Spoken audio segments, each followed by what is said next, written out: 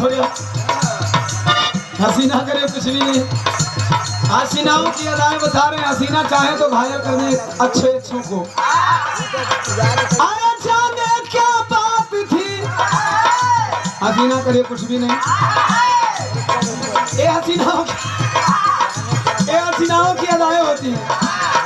अरे जाने क्या बात थी यारो, जाने क्या बात थी,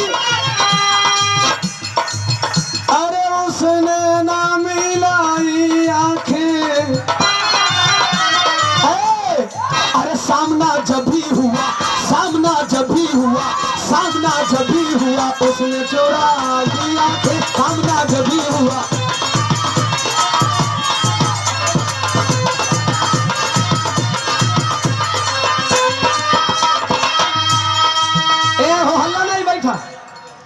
जहां मजा आवे चुपचाप बजाए के बैठ लो।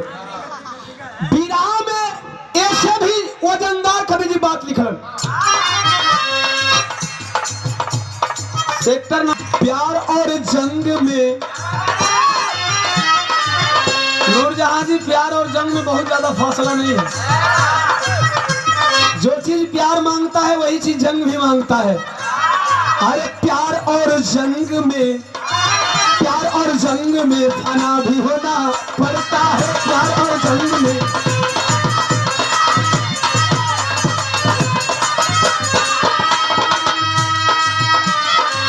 अरे प्यार और जंग में, प्यार और जंग में यारो फना भी होना पड़ता है। मौत की गोद में, मौत की गोद में, मौत की गोद में बेवक्त सोना पड़ता है। मौत की गोद में,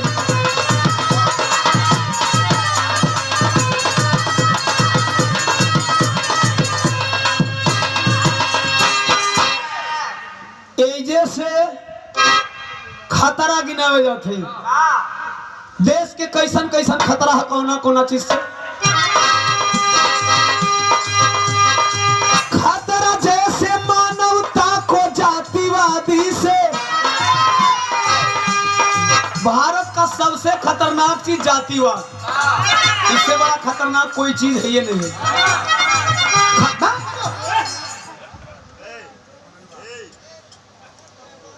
मानवता को जातिवादी से खतरा, जैसे मानवता को जातिवादी से खतरा, वैसे है भारत को आतंकवादी से।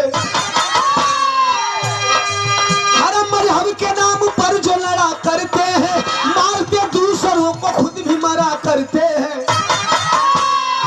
धर्म जाति ने भारत को हिंदुस्तान किया, बांग्लादेश कहीं कहीं पाकिस्तान किया। ग्राम अहीर यूपी में जिला बुलंदशहर, 65-71 में करण सिंह ढहा ये कहर। बड़ा बेटा भी जाबाज जंगी फौजी है,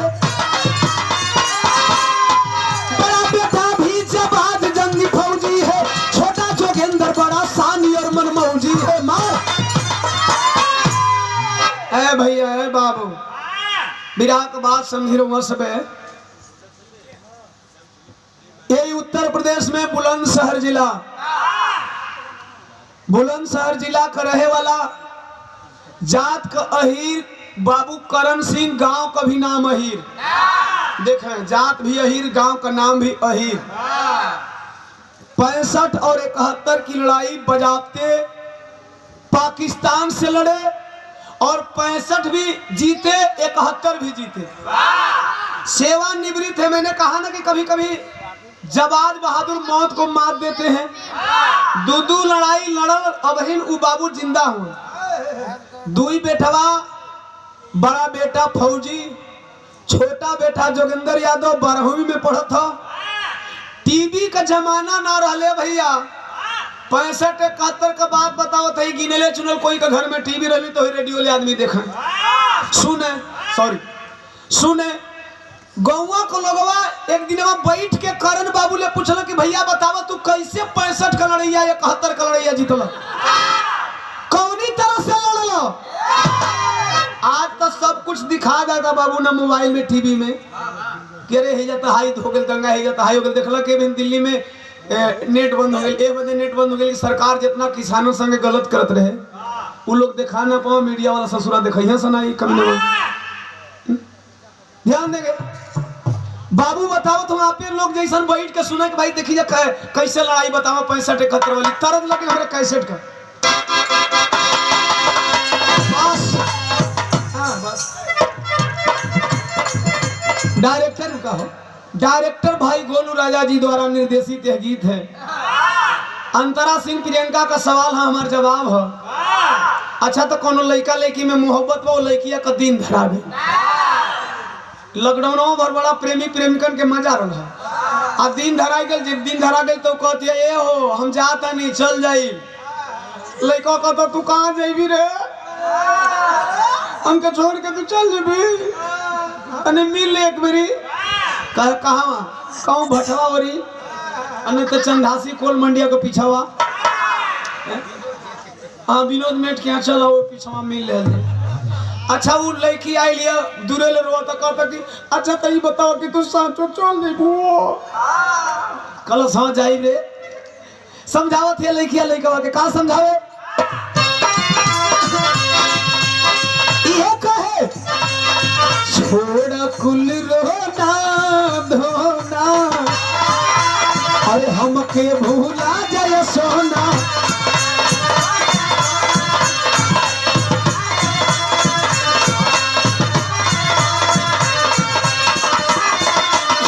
अरे मिलल हमके दूल्हा दिलादार हो हम कभी सुना हो अरे जहिया ना भइल रहलू अपना सजनावा के रहलू दीवानावा के प्यार हो जहिया ना भइल रहलू ई तरज है आप लोगन के मौज मस्ती बदले लेकिन एकरा ले भी ज्यादा जान बिरहा में हो। अरे बीरता के सुन के कहानी पापा कहरन के जुबानी ले जरा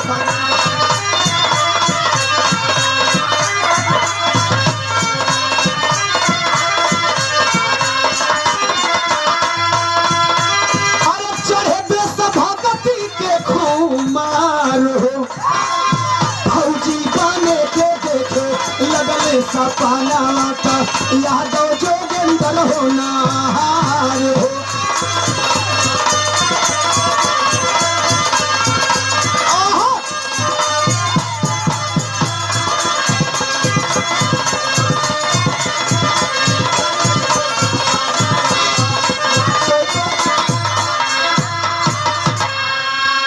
बाबू का बतिया सुन के फौजी बने खातिर ई मनवा बेताब होखे लगल आखिर का सुनलन हम बाबू बताओ 65 में पहुंचे थे जब पाक के लाहौर शहर कहला 65 का लड़ैया में पाकिस्तान का लाहौर शहर तक पहुंच गए नहीं इंडियन आर्मी के जवान लाहौर शहर तक पहुंच गए थे हम लोग लाहौर शहर में पाकिस्तानियन के मारल जा और रतिया का आराम कर जा बाबू ध्यान है उनके छोड़ दो मनोज भाई ठीक है एकदम सही है अब जहां हमनी का आराम कर जाए इंडियन आर्मी के जवानी बड़ा क्रूशियल पॉइंट है बिरहा का तो पाकिस्तानिया का करे अरे सब पाकिस्तानी ही जड़े नलकूप में डाले जहर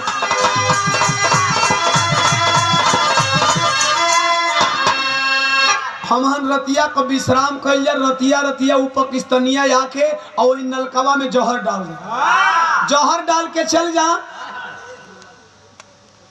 सवेरे जागल जा तो फौजी जब रात में जाग के पानी पिया पिया हाँ मत कर मत दे ध्यान है रहे जब रात को फौजी जाग के पानी पियो तो सवेरवा जगला के बाद 2-4-10 गो फौजी मरल मिला। वही नलवा को पनिया पी के, जहरवा वाला पनिया पी के हमने का फिर सवेरवा जगह बदल दिया। याद आते हैं 2 वीर 65 और 71 के 2 योद्धा याद आते हैं, अभी भी उनकी सूरत आंखों के सामने नाचती है। वो कौन योद्धा थे?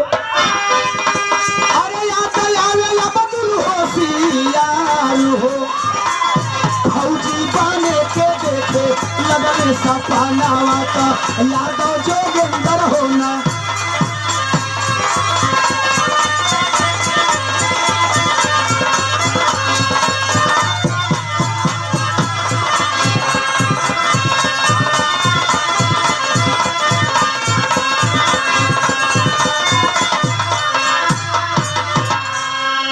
अरे रे यह बतिया जोगिंदर सुने, बाबू करण बतावा याद आवेलन हो।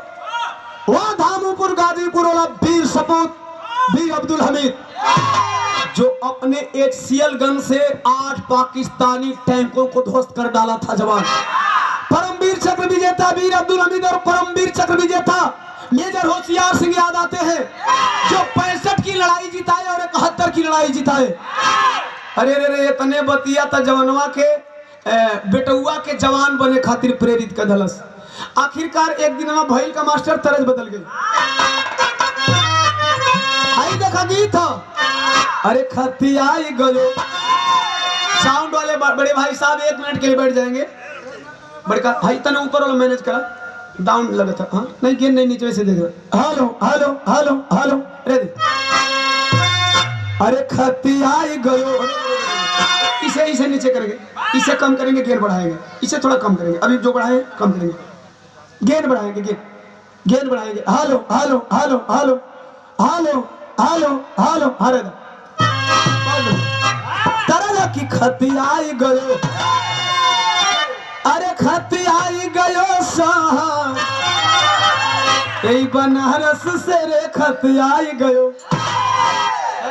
यही के माई बहन लोग अगर द्वार पूजा लगे वो टाइम का गावेली, डल पूजाई होके वो टाइम का गावेली कि सुई डोले, अरे सुई डोले कलाई पीछे घड़िया में सुई डोले। एमा 3 गोल रहेला, एगो उठान वाली, एगो चढ़ान वाली, एगो ढलान वाली। उठान वाली मतलब समझत हुआ जितना कुंवार है, चढ़ान वाली मतलब जोन बिहल है 18 से 35-40 वाली, 35 वाली है ना। अच्छा 35 से ऊपर वाली ढलान वाली है ना। अरे ढरकान वाली एकदम ढरक जाली तो है ना।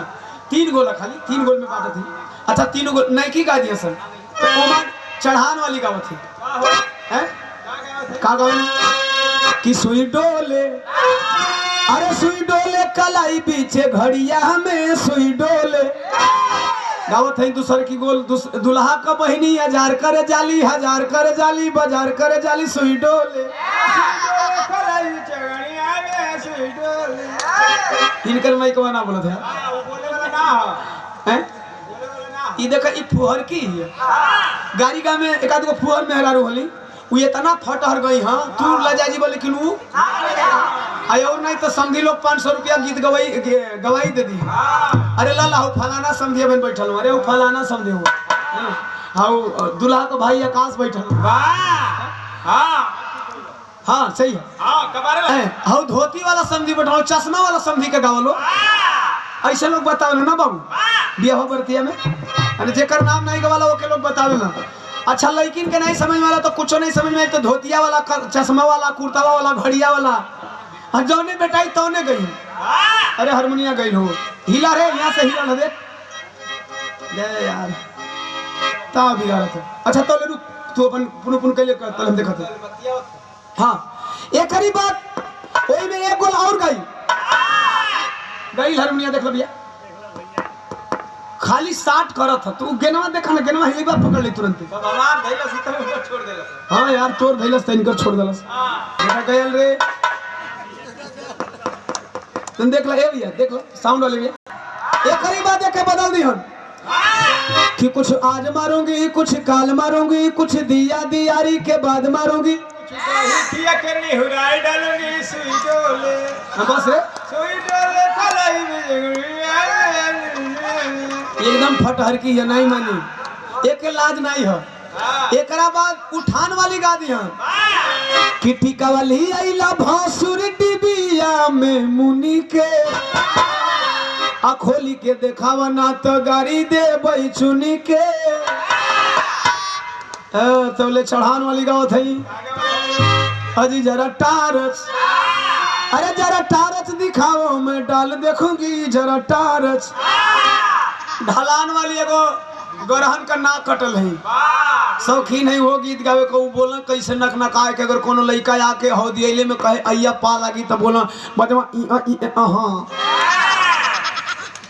कहत है जिया निके रहो, लेकिन सांस हवा लीक करत है दोनों।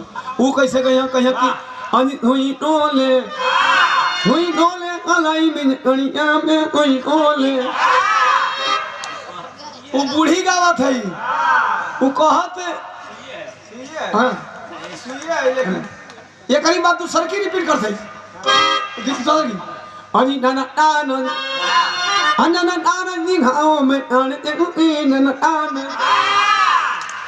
समझ में आई? कहत डाले है, डाले कहत है धोती कुर्ता वाला समझी लोग कहे कि पता नहीं बुढ़िया आगे का देखी कि पीछे का देखी रे, भागे लगना समझी लोग समियाना में। तौले उठान वाली गावे लगली कि अरे भगल ये समधी भगल। अच्छा समधी लोग भागे तो बड़ी तेज में मेहरारू गावे खेत खेत के कि वही मरावे में खड़े खाड़ा भगल भागत भागत वही तामू में गईला। बूढ़ी कहते खाली नहाने का गरिए बोलेंगे हम लोग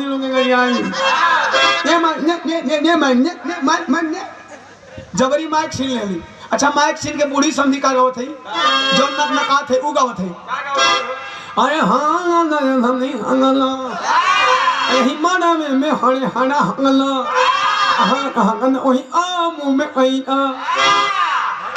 समझी लोग कल निकल बूढ़ी कुल आखी बाकी पूरा कर देली, लेकिन बियाह था भैया फौज में बहाल भइल। कभी जी यहाँ का बात लिखत हो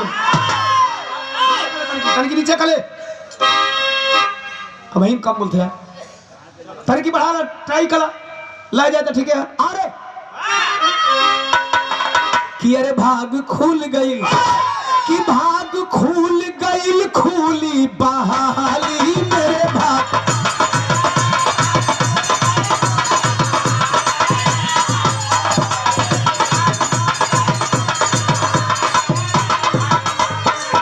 अरे त मेरठ में भइले फौजिया में भर्ती आई दहिया पे सोहेला सेना के वर्दी।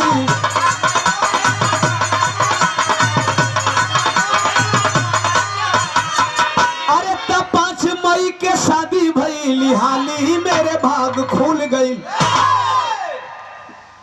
मेरठ में खुली बहाली, जवान अटेंड किया बहाल हो गया फौज में। फौज में बहाल भइल बा, बाबू तुरंते बियाह का दिन दे दिलन। 5 मई के बियाह का दिन है, 1 मई के छुट्टी लेके आयल जवान बॉर्डर से। 5 मई के विवाह भयल, 20 मई के छुट्टी खत्म होता, जवन आकीबा की छुट्टी बतल है तवन मेहरारू संगे बितौलस। 20 तारीख के बड़ी बोलता 20 तारीख के छुट्टी खत्म भइल, वर्दी चढ़ावा था दुल्हिया टुकुर टुकुर ताकत है कथे ए राजा 5-7 दिन खातिर मेडिकल लगवा के छुट्टियां नहीं बढ़वा ले बा कचो ना जा दे। अब ओहर ले आई ना तो के मेडिकल में खुदे डाल दे, समझत हो ना? कल सब ही जाए दे, छुट्टियां खत्म हो जब दोबारा आई तो के खुदे मेडिकल में डाल दे, है ना? कल से अच्छा ठीक बजाई, वर्दी चढ़ा लिया। जब ही दुल्हन से विदा लेना चाहता है तौले बेसिक फोन की घंटी घनघना के, मोबाइल के जमाना ना रहा, बेसिक फोन की घंटी बज गई, उठाता है हेलो कौन, सामने से आवाज आ रही है फोन पे, है जोगिंदर यादव, मैं आर्मी हेडक्वार्टर से तुम्हारा साहब बोल रहा हूँ, बेटा जल्दी आ जाओ, कहीं छुट्टी बढ़ाने के मूड में तो नहीं ना हो? कलश नहीं साहब और दिया था चढ़ाई ले तो ले आपका फोन आ गया, कोनो जरूरी है का? कहे तुम समाचार नहीं देख रहे हो का? कहे साहब समाचार कहाँ देख रही है, अगर नहीं की टीवी है तो देखत ही जब ले आई है तब ले ये नहीं की टीवी में लागल है, अगर वो टीवी नहीं देखत है यह ठीक है, यह टीवी से हम परेशानी का। अच्छा बेटा ऐसा है कि पाकिस्तान वाले चढ़ाई कर दिए, घुसपैठ करा दिए, बॉर्डर पे लड़ाई लग चुकी है, तुम्हारे सभी साथी बॉर्डर की तरफ कूच कर गए हैं। बेटा जल्दी आ जाओ। आए है जब जवान चलल हो तरज बड़ी पुरान लगता।